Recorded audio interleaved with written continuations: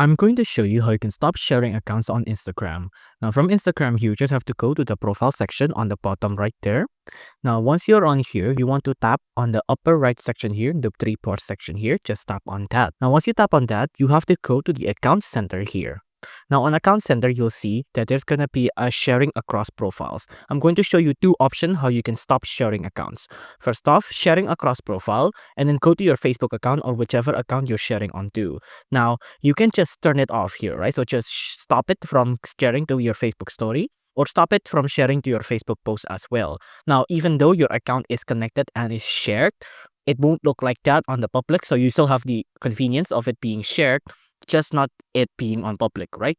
But if you want it to be shared directly, or if you want to remove it directly, you just have to scroll down and then you have to go to accounts here. Now on accounts, I'm going to tap on remove here to stop it, right? So just tap on remove account, tap on continue, tap on yes, finish removing, and then let's just wait for it to load. And then you can see I removed it, and then that's it. We're done.